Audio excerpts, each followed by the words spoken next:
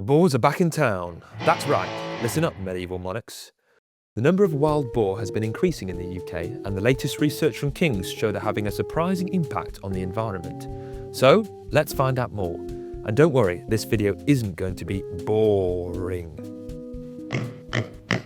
Boars originally went extinct in the UK in the 1400s. However, in more recent times, their numbers have been increasing in Scotland and England due to them escaping from farms and even being reintroduced illegally. So, how are they impacting the environment? Hi, my name is Connor. I'm a final year PhD student here at King's College London, but also at the Institute of Zoology. So as my research has progressed, I've become more interested in researching the impacts of wild boar in Scotland. So what our research showed is that where you had lots and lots of wild boar compared to areas where you had less wild boar, you were more likely to find things called resource acquisitive plants, which you can just think of as live fast, die young plants. These plants, they grow really, really quick and they die really, really quick. These plants, though, the plants that boar benefit, are also correlated with lower soil organic carbon. So lower soil carbon because they decompose a lot quicker. So if boars are present in an area, it correlates with a lower amount of carbon in the soil due to a higher amount of plants that grow and decompose quicker.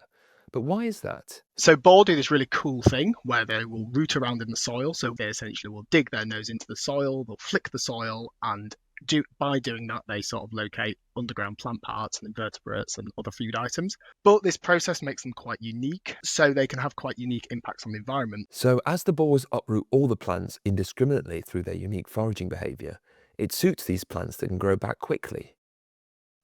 Further investigation is needed to determine what impact this reduction in soil carbon is having on the environment.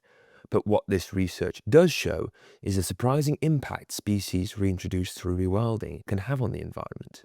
So sometimes in rewilding, there's this tendency I find for people to use this term keystone species. And by that, what they mean is these animals which have significant impacts on the environment. But what I think this research highlights is that you don't have these sort of silver bullet species where you can throw them out into an ecosystem and they'll benefit all aspects of it.